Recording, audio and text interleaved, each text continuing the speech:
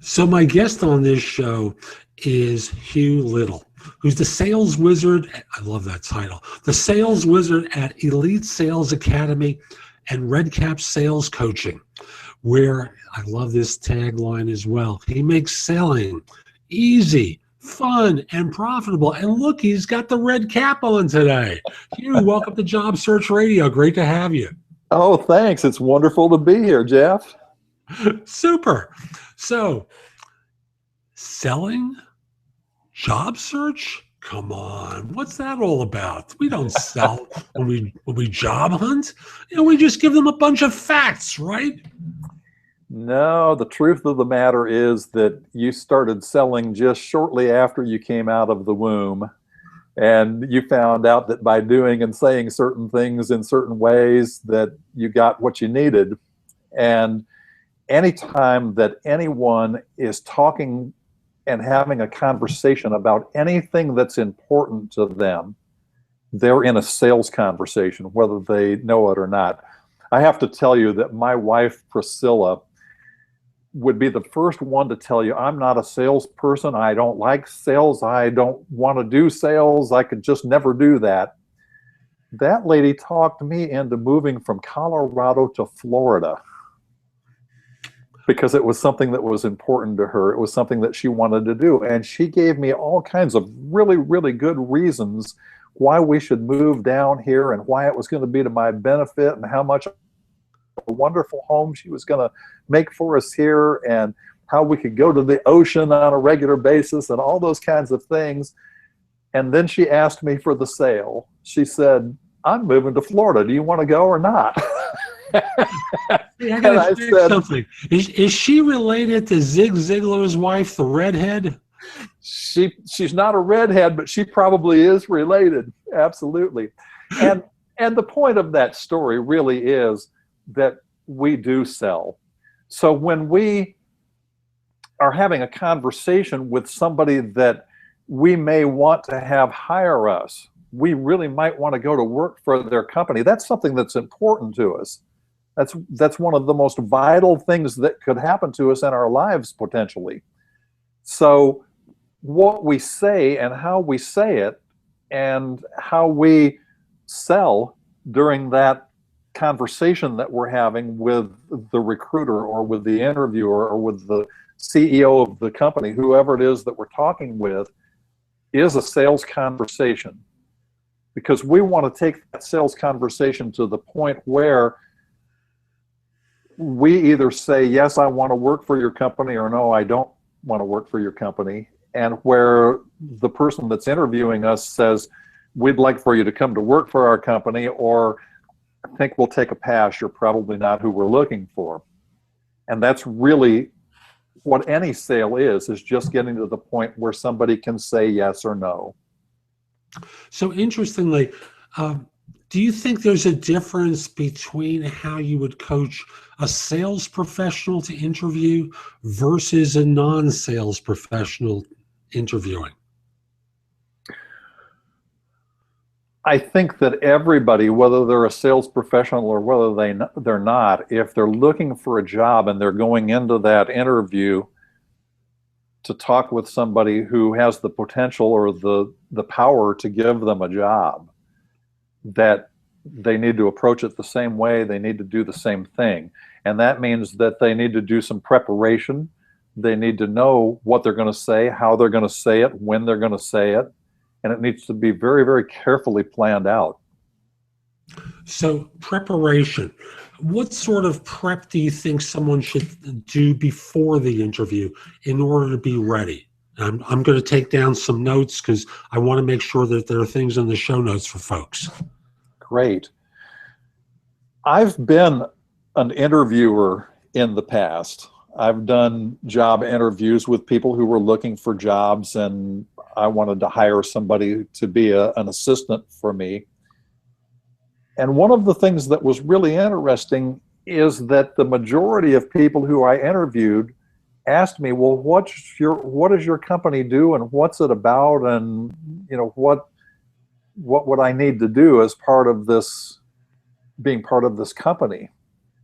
And those are questions that you can very easily answer ahead of time just by going to that company's website, by Googling them, by looking at the history of the company, looking at the products and services that they make available, reading the About page. You can normally find information about companies on social media, LinkedIn, Facebook, Twitter. And if you do your research, you'll find out a lot about what that company does. And not only that, but what the company culture is. Very often they'll have their mission statement as a part of what they put on their website. You'll be able to find out about the people who run the company, who they are, what their background is, what they do. Very often department heads. Sometimes you even find information about everybody else that works for the company. So you can get a really good idea ahead of time of what they do. So when you go into the interview, instead of saying to the interviewer, well, what does your company do? And what would you want me to do? You already have an idea of what they do. And you can say, I know that your company sells this. And one of the things that you could take advantage of with my background is the product, or I know about this, or I've done the same thing, or I've had success in this particular area. And so I can bring that expertise and make it available to you. So that's one thing. Another suggestion that I have is that you can also typically find information about who's going to interview you and what their background is and about who they are. If you ask the question when that appointment is set up to interview, when you call in and say, I'd like to interview, or they call you and say, we got your resume and we'd like to interview you. Great. You set up the time. You say, by the way, who's going to be interviewing me? Who am I going to be talking with? Oh, well, you're going to be talking with Joe Blow. Well, now you can go to the internet and you can Google Joe Blow, or you can go to LinkedIn and you can put Joe Blow in the search, and you can find out some things about him. I'm going to pause you for a second and just say, folks, she was absolutely right about background checking the hiring manager who you'll be speaking with. But some of you have a tactical problem with using LinkedIn to find them because you may not be more sufficiently close connected to them to get any sort of useful information. So there's a Google custom search engine I developed that if you go to li-usa.info, it basically searches all the LinkedIn profiles in the United States and provides you with information from their profiles in order to be able to get the background info about the manager that you'll be speaking with. Sorry. I wrote that one down, Jeff. That's great. It's a nice little tool because for a lot of folks who have small networks who are interviewing or they're trying to go out and network, LinkedIn is of limited value to them because they're only connected to 12 people. And as a result, what this tool does is it opens up to everyone who's got a public profile on LinkedIn. If they're not on LinkedIn, you're not going to find them through this. But since almost everyone is, it's a great little resource. So again, li-usa.info. But that wasn't going to be my tip for this show, and we are going to come back to you in just a moment. But first, folks, I want to give you my insider tip for this show, which is about storytelling. Now, stories are not just simply for bedtime. It's not to put young kids down and help them get to sleep by boring them to tears. It is a great resource on interviews. But people sometimes make the mistake of only preparing one story for each situation that they might be asked about. So about behavioral interviews where they say, tell me about a time when you, and they describe some situation. You had a difficult user to help, or you had a person who's extremely demanding. How did you manage them? What did you do? Now, sometimes people's stories fall flat. And when they fall flat, if you're repeating the same story to the next person, and the one after that, what you've done is reinforce the fact that you don't have a lot of experience in these situations. Preparing multiple stories allows you to switch off the story if you notice that the person that you're talking to at the first meeting, you're losing them. And then you have another story that you can tell to the next person. So that when they compare notes at the debrief afterwards, they can notice that you've told 2 or 3 stories, and thus you obviously have a lot of experience with this. So that's my insider tip for this show. Sorry, Hugh, to keep you hanging. Did 2 things there, but let's come on back and pick up where we left off. All right. Well, one other thing that I wanted to share with you is that if you don't get enough information about company culture on the internet, one of the things that you can do is just go sit outside of the office building of the company that you're going to be interviewing with and going for a minute, especially right around 8, 9 o'clock in the morning when people are arriving for work. And the reason that I say that is one time I went to a job interview. I was dressed to the nines in a 3-piece suit and just really dressed up. And I walked into the office, and the manager of that particular branch was going to interview me. And he came up from behind his desk wearing tennis shoes and shorts and a T-shirt and looked at me and said, "Holy smokes, how come you're all dressed up? What did you think you were interviewing for?" And I did get the job, so it's better to dress up than down. But sometimes you can just, by going and observing for a half an hour, you can find out how the people who work there are dressing, and whether it's a blue-collar kind of situation that you're walking into, or whether people are dressed in suits, or whether they're dressed in kind of casual clothing that's a little bit upscale, and you can get an idea of how you want to dress for that interview. Cool. So are there any other ways you suggest people prepare? Well, yes, what we need to prepare to do is ask really great questions and very effectively communicate to that interviewer what's in it for the company and what's in it for that interviewer if they hire us to come to work.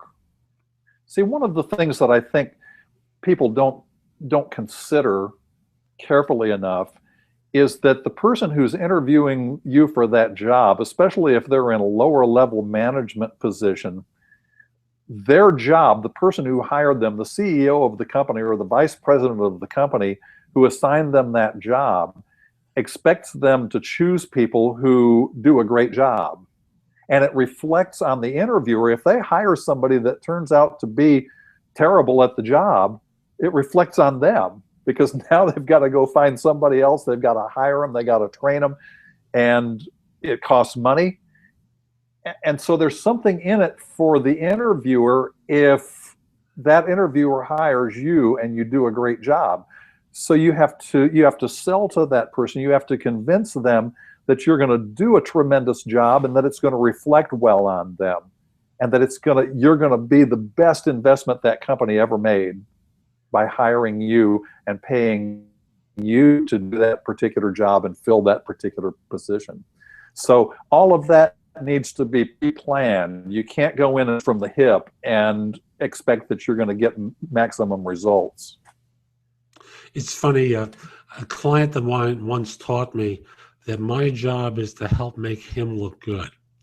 And as a person who's looking for a job, once you get to the chief poobah of the department, the executive who your future manager would report to, and you get invited for that interview, one of the things I realized a long time ago is that what that person really cares about is the circumstances under which he hears or she hears your name again.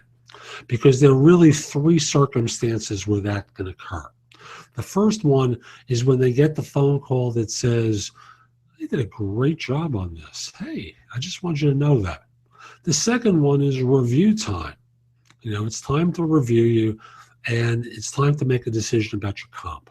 And then the third one is, I'm just moving my fingers back on camera. The third one is you made a mistake. and it's a dreadful mistake, and someone's calling them up to complain about you. So they're sitting there because they don't want to ever hear your name again unless it's review time. So they just want to know you're going to be low concern, low maintenance. And there are little tricks I know that a person can do to demonstrate that to that executive and even to their immediate boss. But I digress and get off topic with that one. My apologies. No worries. So the bottom line really is that the person who's doing the interviewing has a question in mind. And that question is, what's in it for me and what's in it for my company if I hire you? And that's the question that we need to answer when we go on a job interview, is what is in it for them? Too often, people go on job interviews and they have questions, but the questions are, well, how much are you going to pay me? How much vacation time do I get? What are the retirement benefits like? What kind of insurance plan do you have? And the salesperson or the person, the interviewee, is thinking, what's in it for me? But the questions that they're asking, it's all about the interviewee, not about the interviewer and the company. So if you can go into that interview with questions like, what's the most important challenge that needs to be solved in the position that you're interviewing for right now? What does the company really need from the person who does this particular job? How, if you hire me, what's the very first thing that you would want me to tackle, the very most important task? How can I be of service and of help in fulfilling the company mission, increasing sales, doing better marketing, better manufacturing, whatever it is that you're interviewing for? Ask how you can be of service, how you can help, what your role can be, and how you can help them solve their challenges. And if you're asking questions like that, what that interviewer sees is, here's somebody who's not just in it for a paycheck. They're already thinking about how they can make the company better, and that's the kind of employee that I want. I don't want somebody that's just going to show up for the job, put in their 8 hours, and go home and just sort of breeze through the day because they know they're going to get a paycheck and an insurance plan and a retirement plan and some vacation that's paid. One of the questions folks have heard me suggest they use on an interview when they're asked, so do you have any questions for us, is the one where I invite them to say, so let's say you hire me and it's a year from now, and I haven't just done a good job. I've done a spectacular job. As a matter of fact, it's amongst the best you've ever seen someone do in a role like this. What would I have accomplished during that year that would cause you to write such a review? Great question. And what that does is, number one, is you get what their benchmarks are. So that number two, you can see if they're realistic or not.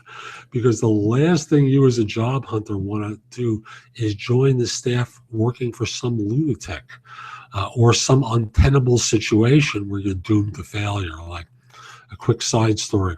I remember years ago, there was a person I interviewed who worked at pre-economic collapse AIG. And he called me up looking for a new job. What happened? Why are you looking? I didn't know when I joined that my predecessor had spent 80% of the money for this and only gotten 20% of the work done. So there was no way I was going to get the remaining 80% of the work done with so little money left. So I'm looking because they hung me out to dry as the scapegoat.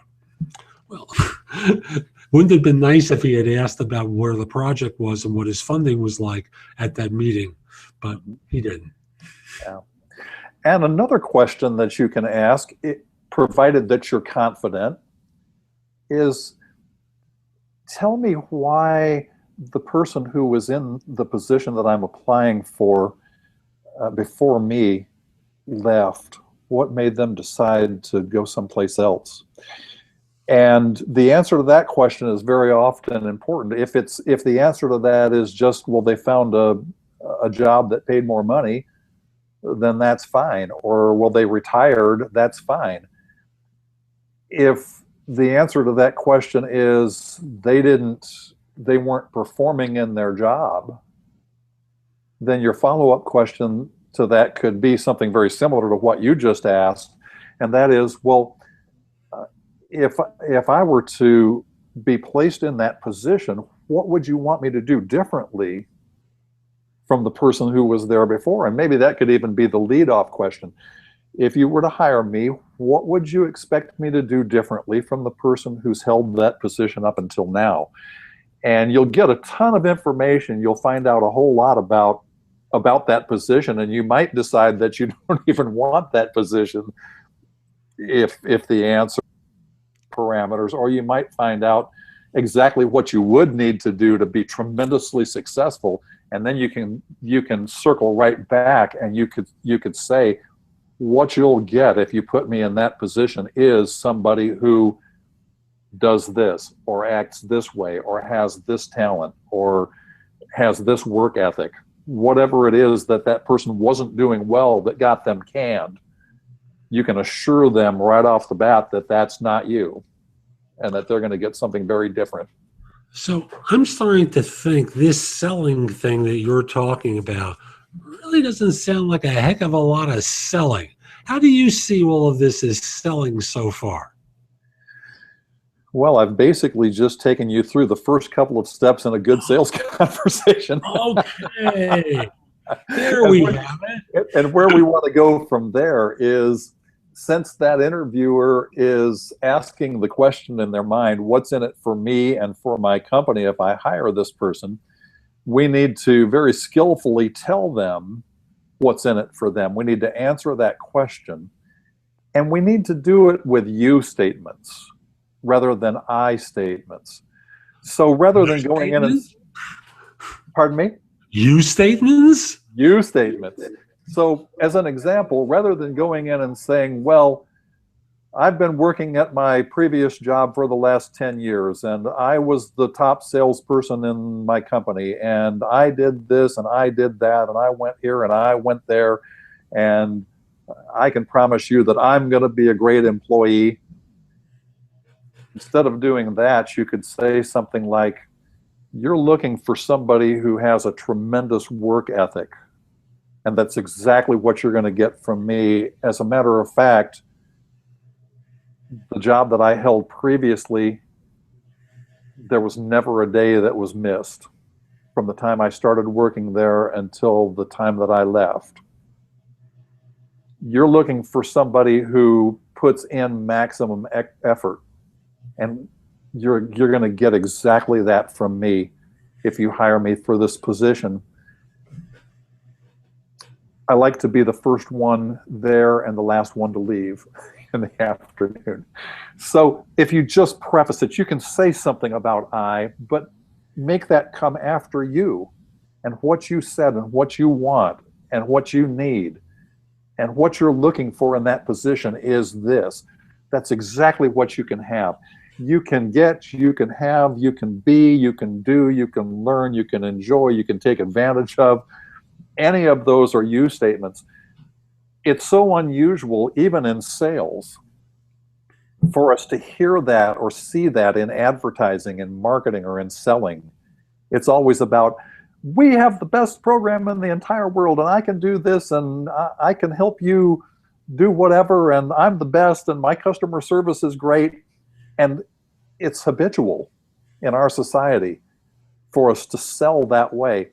And that's one of the things that's different about the way that I try to teach people to sell, is that it's about the person who's the prospect. It's not about us. It's not about the person doing the selling. It's about the person that's being sold to. And in a job interview, it's the person who's interviewing you who's being sold to. So your focus is on them and help the company. That's my story, and I'm sticking to it. Gotcha. So far we did a lot on preparation, and we've spent some time on interviewing and things people might be able to say on interviews. What other forms of selling do you suggest people do as part of the job search process? Tell me a little bit more about that. Tell me about what you mean by the job search process. Sure. So a person's going out looking for a job. They're mailing out a resume. They're interviewing at places.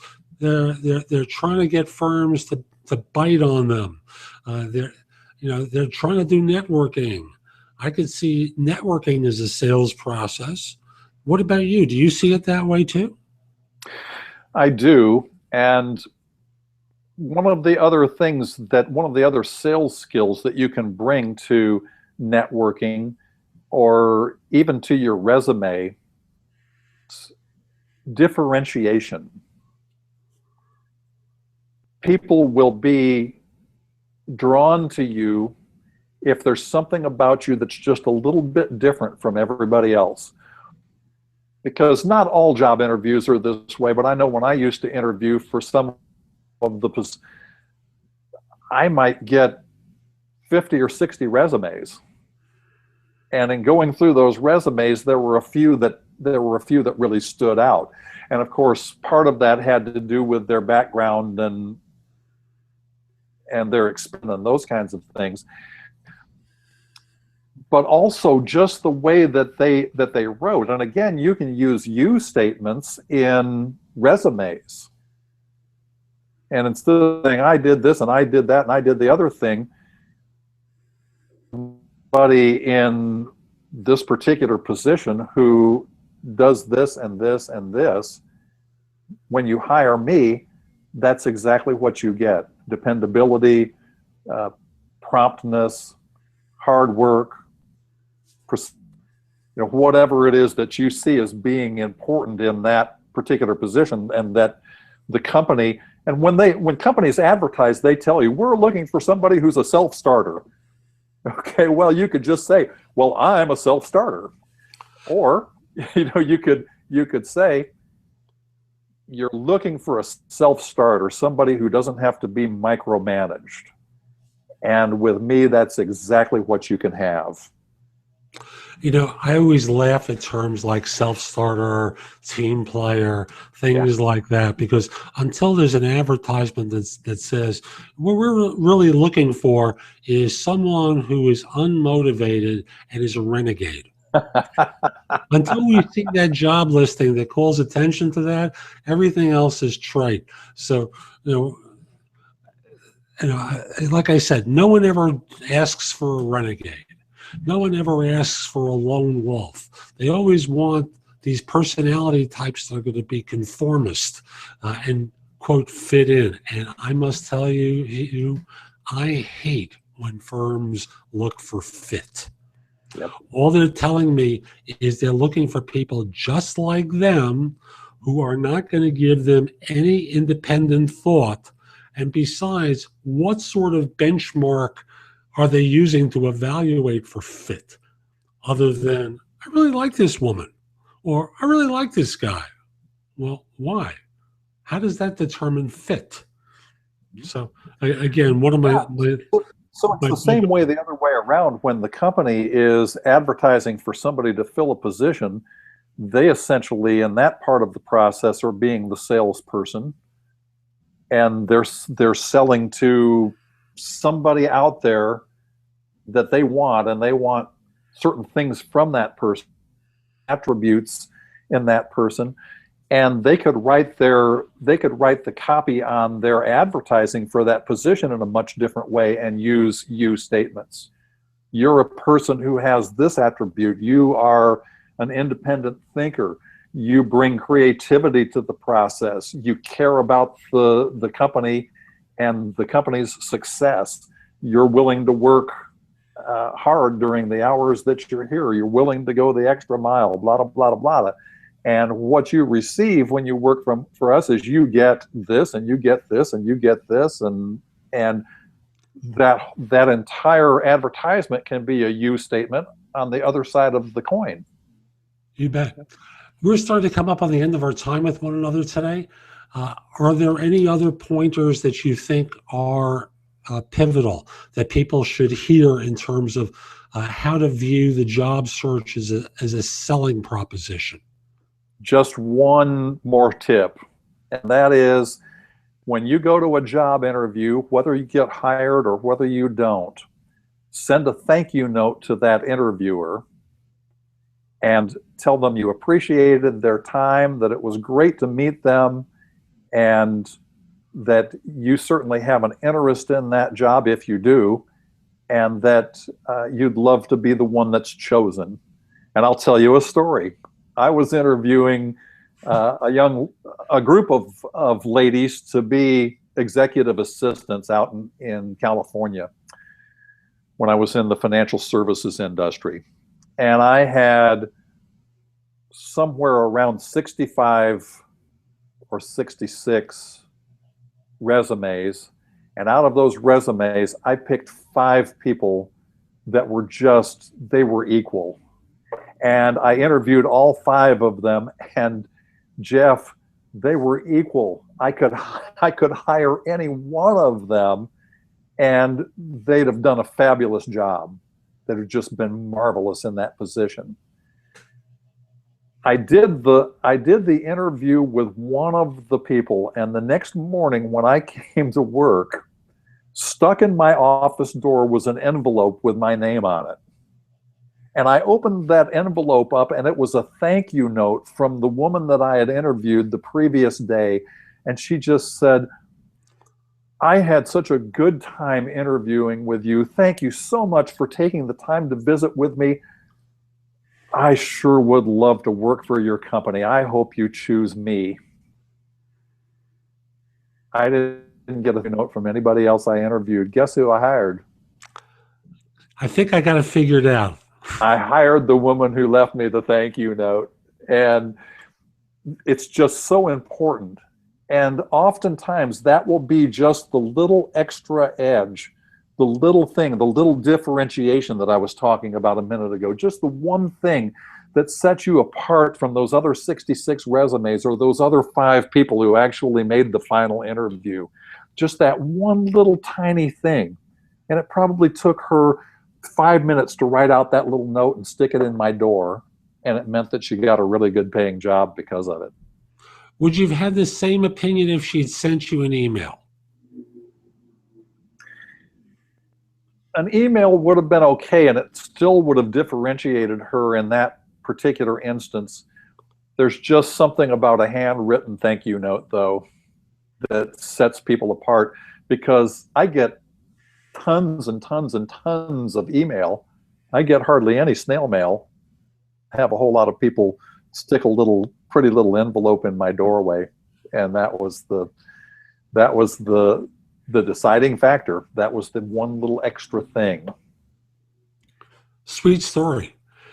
And Hugh, thank you so much for making time today. How can people get in touch with you and find out more about the work that you do?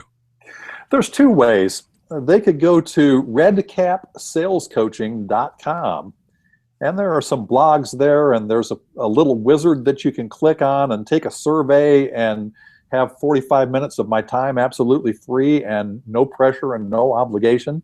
So that's one way. Another thing that they could do is go to elitesalesacademy.com. And there's a video there that they can watch, and it's really the first in a series of 24 videos, sales training videos that are available. And they can watch that first one absolutely free, and if they like it and they think it's really cool and they want the other 23, they can take a couple of clicks and get those too. So those are really the 2 main ways. Hugh, thank you again. I really appreciate it. And folks, we'll be back next time with someone else to help you with your job search. I'm Jeff Altman, the Big Game Hunter. I hope you enjoyed today's show. And if you did, come over to iTunes, give it a thumbs up, or I'm sorry, 5 stars and a great review. Hope you feel it's worth 5 stars. And I must, in all honesty, tell you, I think it is.